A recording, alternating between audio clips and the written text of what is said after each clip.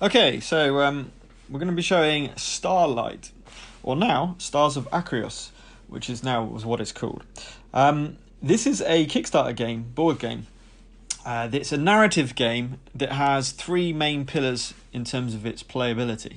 You have space exploration, where you've got your capital ship, and you're going around the star system that's in this base game, exploring different parts of it and coming across encounters.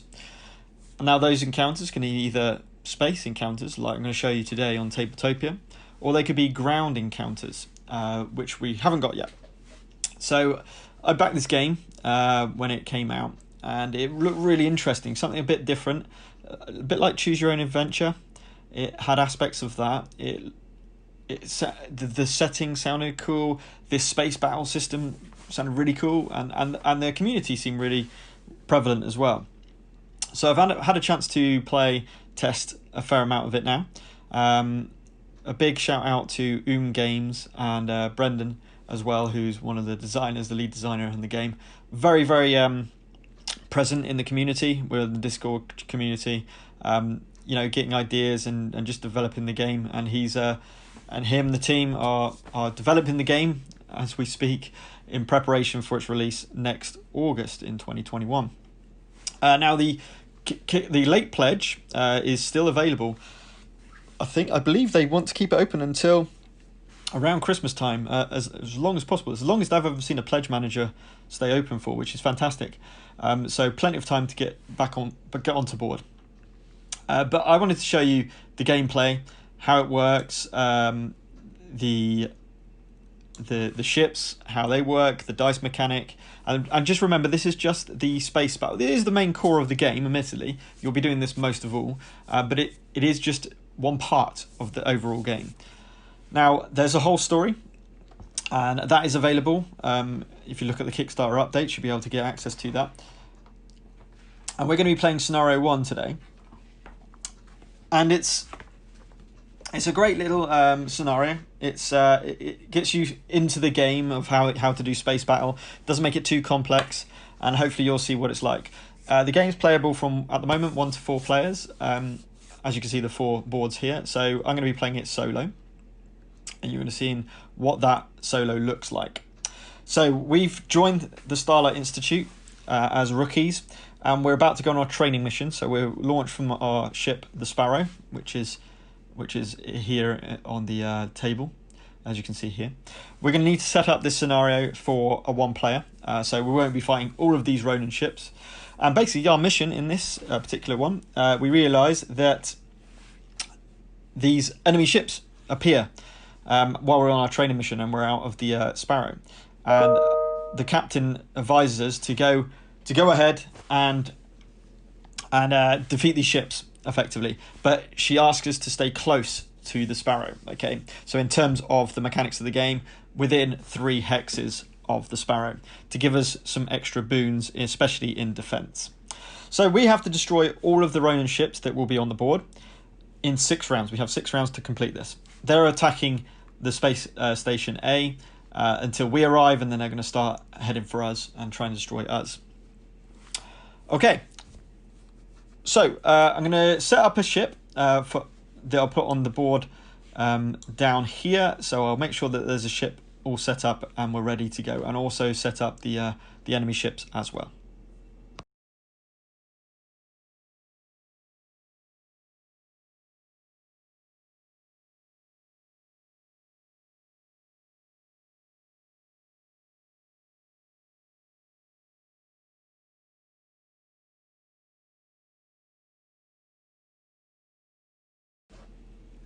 Okay, so now we're back, and this is our ship.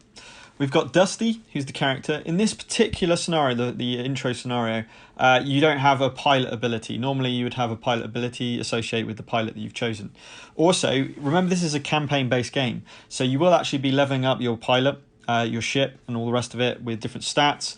Mostly, if you've played Gloomhaven before, it uses a very similar mechanic as a modifier deck, and you'll be changing that modifier deck in a very similar way. With the Macabre, which is the ship I've chosen, it's Command and Assault. Again, we don't need to worry about this for this scenario because we don't have any upgrades on it. We do have a weapon and a movement and a maneuver, which I'll talk about in a second. It has 6 hull and 2 shield. And this purple track here is the stress track, which I'll talk about in a bit as we go through it. We also can have statuses, which can go onto our ship. Okay, but that effectively is our ship. Okay. Then effectively the way we do things in this game is you roll these dice. They have 4 different faces on them.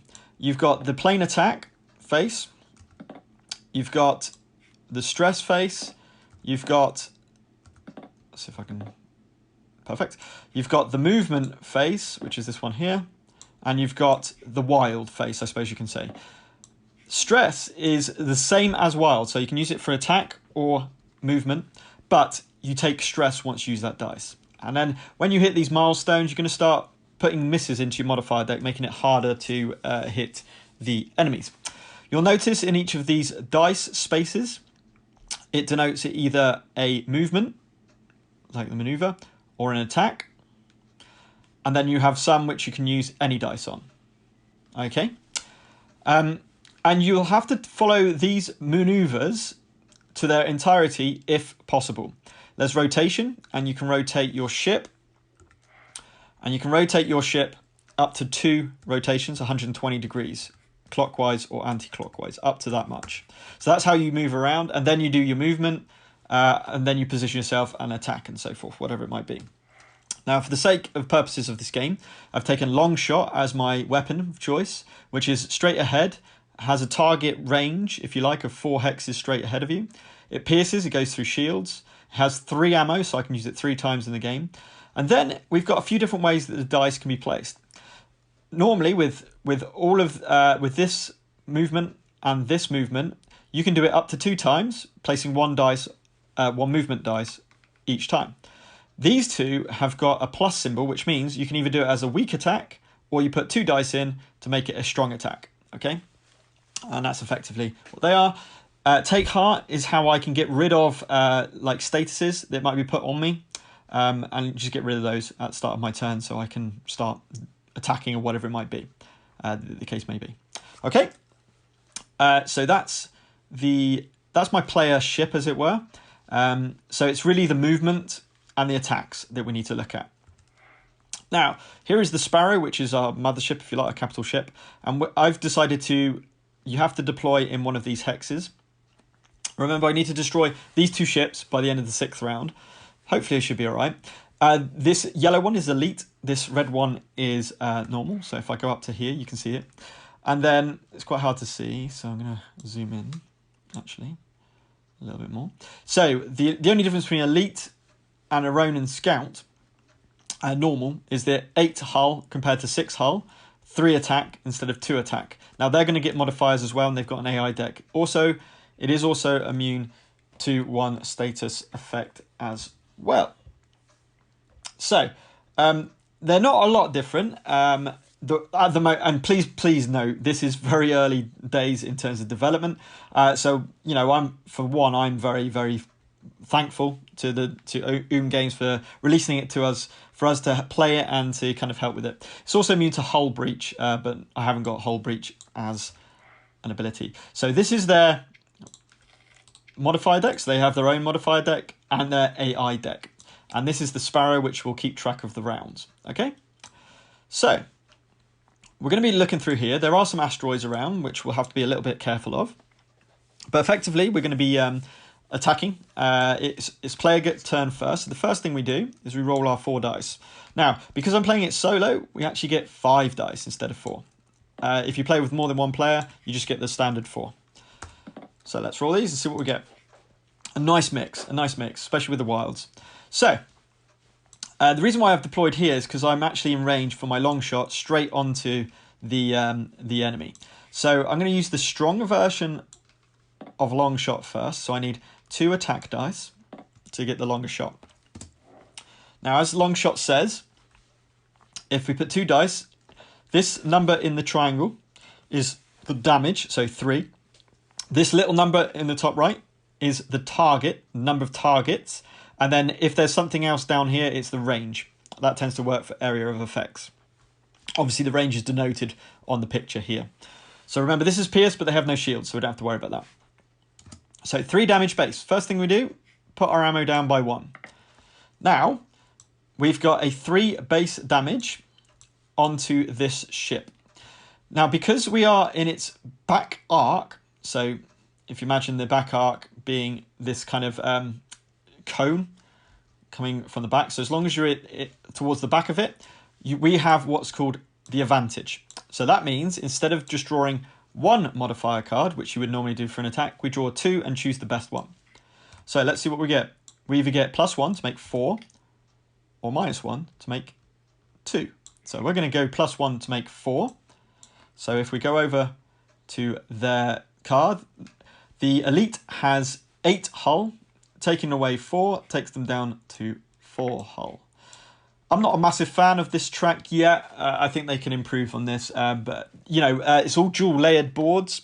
So these enemy dashes, the player dashes, all have cubes that have recesses. You can move it. Beautiful game. It's definitely worth checking the Kickstarter, which I'll put down in the description below.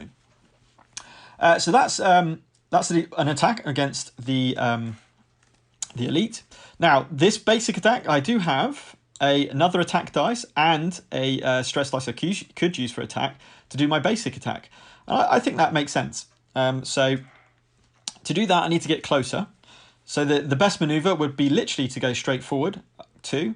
It'll still keep me in range of 3 of the sparrow, which was important. So I get my move dice and I put it into this slot here, which says move forward 2. So let's move forward 2. And we'll attack with advantage again. Now, what we're going to do for this attack is we're going to spend 1, 2 dice. And as soon as you place a stress dice, you take the stress. So it's going to start to build up the stress. Once we get to 3 stress, we have to grab a miss card, put it into the modifier deck, shuffle it all up, and then do the attack, or whatever it might be. Once you get to 5, you do the same, but put 2 miss cards in. Once you get to 7, you put 3 miss cards up. Once you get to 10, you get a trauma. And we'll see how that all kind of figures out. We probably won't get to that point, to be honest, in this particular game. So I'm happy with that. I'm doing an attack. And this is a 2 attack against 1 target. Okay, 2 damage against 1 target. So this is my target. I'm behind, so I get the advantage. So let's see what I do. 2 plus 0 is 2, or 2 plus 0 is 2. So it's going to be 2 damage more. That leaves them with 2 health left. So we haven't quite killed them yet, but we've certainly made it go. Now, we've used up all of our dice. That's the end of our turn. Now, if you're playing with... And this game really does shine when you start playing with more players, because you do your actions simultaneous. So I might move, and then my fellow player, and it's completely co-op, my fellow player may move into a slightly better position. Then he might attack first, or she might attack first, and then I might attack afterwards, or I might buff that other player, or I might take heart to the other player.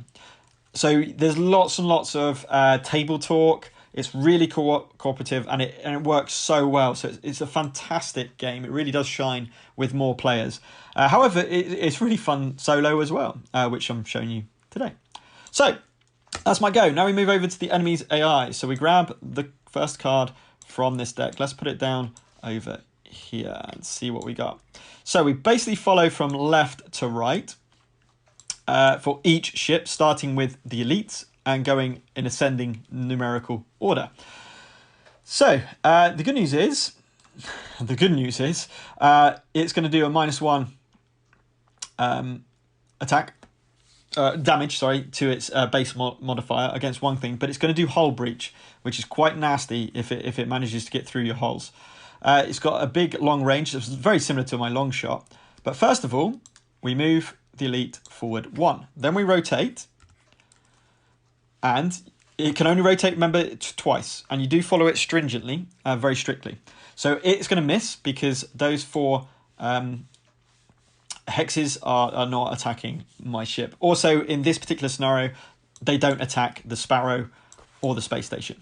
You can also fly past each other with no penalties, but you can't end up in the same hex. Okay, so imagine it as in 3D space. You can certainly fly around each other like dogfighting. Right, this person next. Now he won't move forward because the elite is now on his hex, so he's going to move 1, and then he again will not be able to attack because I'm just out of the range. So that was very lucky, because it's a very strong attack if it does pull off. So we don't have to worry about that. Let's put that one up here. Okay, and that's the end of round 1. So let's move it on to round 2. Right, so now they're facing me, so I'm not going to be getting the advantage probably. Okay, so let's take the dice off.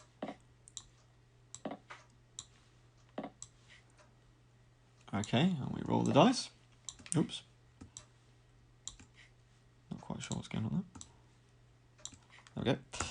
Okay.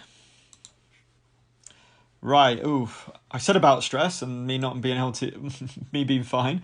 We'll soon see. Right, okay.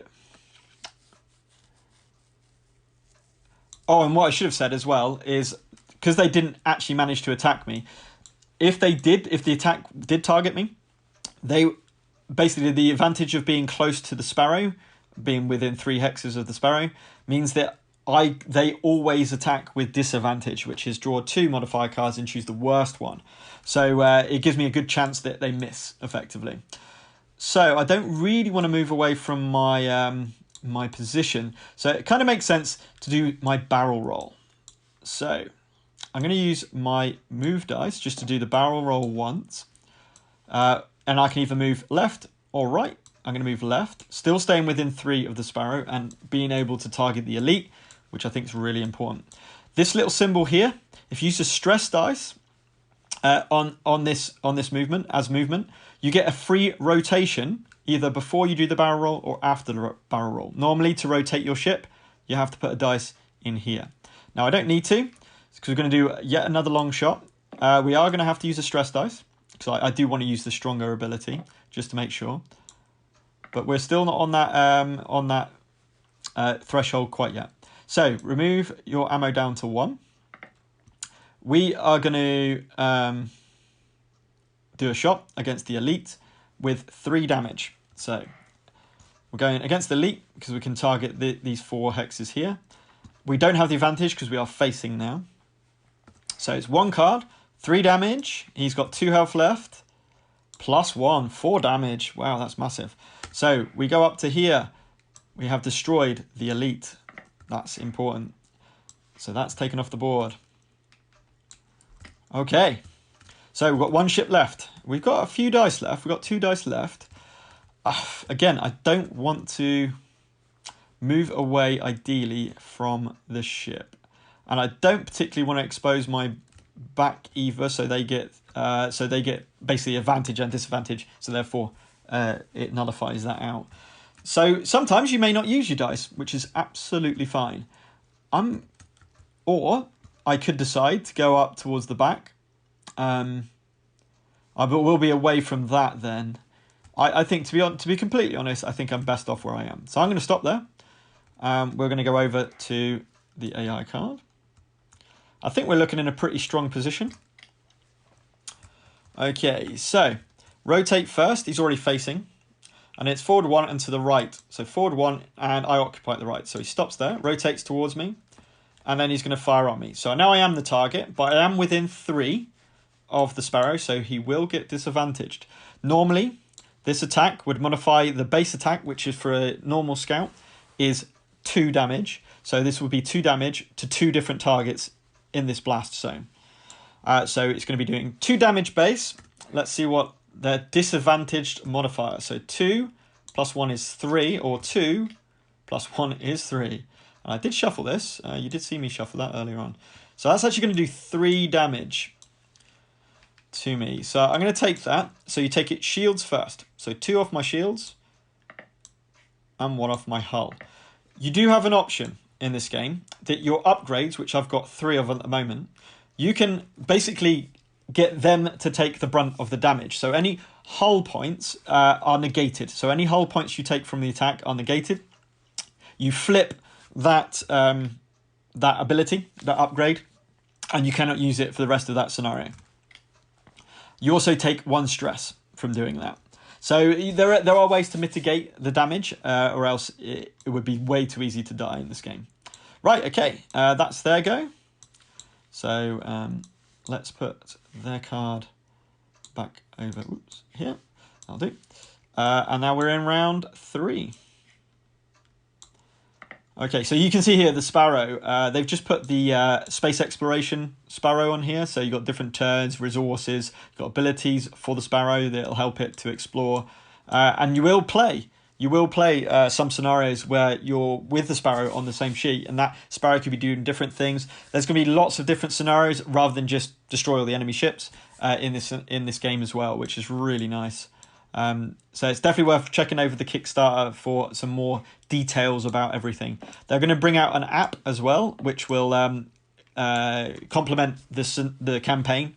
I think it might have some narrative in there as well.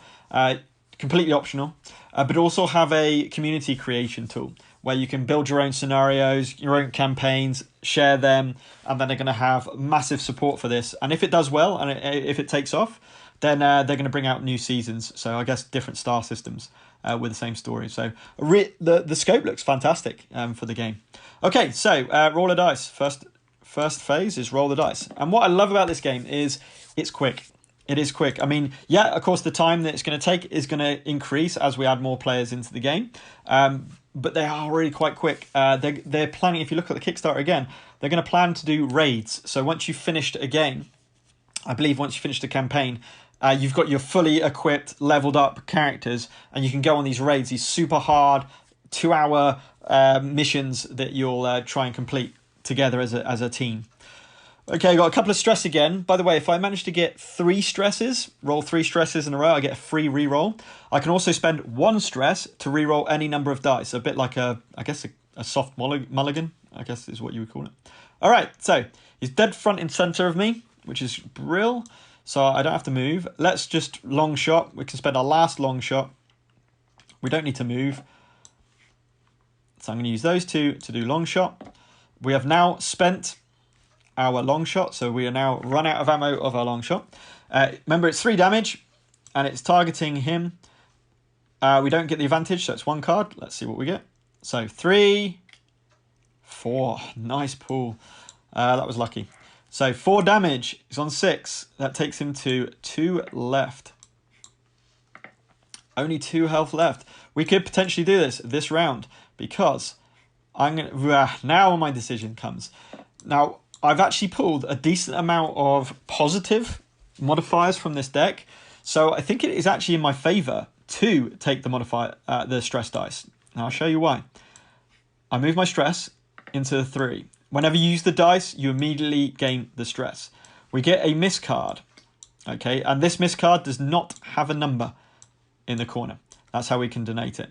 You put it into your deck along with the rest of your discard. You shuffle. So now I've actually got, you get 1 miss card in the 20 modifier deck, but now I've got 2 in there, okay? So here we go. No advantage. We're doing 2 base damage, which is enough. Let's see what we get. That's perfect. That's all we needed. So that does the 2 damage, which if we have a little look, is enough to kill the last Ronin scout. It's removed from the board, and we have met our objective. Now, what's really cool about this game, that's the gameplay basically. Real simple, feels like you're dogfighting. This is obviously a lot quicker because we're playing it solo. I know the ships a little bit as well. So I know that long shot's a really nice one to have when you're playing solo. And barrel roll's just a really nice quick move that you can use as well. So I knew that going in. The Macava's a nice average ship. So it's got a couple of shield, but mostly hull, which is nice as well. And then effectively what would happen is you would take your ship as it stands right now. You would go back to your Sparrow, and then you might have to make repairs or whatever it might be, or you might have to start from the way you were. Or in these intro scenarios, you kind of reset your ship. Now, once you've completed it, the mission, you have a success or failure story that you follow. You have rewards. Then you have then you might have conclusions. So in other words, you might have a choice of either going, like, for example, the first scenario, once you've done all this, you realise that Medelia, your planet, your home planet you're trying to defend here, that you've flown from, that it's getting attacked by huge numbers of these ships. You either can head back to the Sparrow through captain's orders, or you can go alone, ignore the captain, and go and defend your planet. So there's lots of these different choices you can take, and they take you to different scenarios. So not only is it narratively changing the story, you're actually doing different missions as well, which just plays into replayability of the campaign, which I absolutely love about it. Depending on how you do in a scenario might determine which route you take in terms of the stories. So they've got all of this arcing story narrative, which is fantastic. I really do love it. You've got, and this is just space battle, remember, which is, to be honest, is the main bulk of the game. Hence why it's really good that we're able to do some play testing, give our feedback, give our ideas of how to play it. But I just feel that, you know, in its current build, which is very early access, you got to remember this is early development still. It just plays really well, and it just gives you a real flavour of what the game's going to be kind of like. Just be aware that it is changing. You know, the components, everything are subject to change, of course, as per anything else. I'm of course not paid by Games or anything like that. I'm just a backer who's just really into the community and really appreciate their involvement. You know, in them involving us as well. So this was Stars of Akarios, if I've said that right. Previously called Starlight. So if you've heard of Starlight, this is what it is. There was already something called Starlight. So instead of going down any legal routes or anything like that, they've changed the name, which seems sensible to me. And I still really like it. I still like the name of it, Stars of Akarios. And you can see that, you know, we're in Akarios at the moment, and hopefully we can go to different systems and there'll be stars of whatever, and there'll be different stories and all the rest of it. Okay, so on Tabletopia, I believe there's 4 scenarios you can play. So you can play the mini story, and then there's a kind of a different type of scenario there as well. Also, we're just I mean, it's not part of the game itself because of community creations. Like me and a few other people have been just developing some PvP battle modes, which we had a little go with last week, and it again really fun, fantastic. It's it lends itself. The systems that they've come up here with really lend themselves to just do lots of different things. Now, obviously, it has a lot of pointers towards Gloomhaven. So if you've played Gloomhaven before, obviously not the card mechanic, which we all really love so much, but certainly the modifier deck is certainly there. The AI it's got an AI system, so it's fully co-op. It's a hex-based movement system, but then that's where it kind of changes, because you're going to be you're going to have this battle map, which won't have these asteroids on it, and then you're going to be placing things on this map to change so it could be planets, it could be asteroids, it could be different ships, it could be lots. So the scope could be phenomenal for this game. I just really hope it just continues to develop the way it is and makes on all of its promises from the Kickstarter. Really cool. I would highly recommend just giving it a go. Remember the Kickstarter, which I'll post down in the comments below, in the description below. Sorry. Remember the Kickstarter it sounds like the late pledge is going to be open until Christmas time, so plenty of time to see if it's something that you'd be interested in. Just to note, obviously these are little tokens, the ships. There's a couple different levels in terms of the Kickstarter. First of all, you've got the ships are all models, so plastic models. And again, just look on Kickstarter to see it. And then the base game comes with standees for all the enemy ships. But you can pay extra to get all of the ships as models, okay, as models themselves. I really just like Gloomhaven, I really like the idea of the option of the standees, mainly because I don't really want to have to paint 50 whatever enemy ships. I'm really looking forward to painting the actual player ships. I would love that. The Sparrow is going to be there as well as a model for even the standee version. Fantastic. But just seeing the colour of the standees, I think it's just going to make it really pop and mean I can play it and be really satisfied with it straight off the bat. So yeah, have a little look, see if it's something you do. I really rate it, and I'd just recommend it because Tabletopia is completely free, as you know, and it's an option to be able to play it.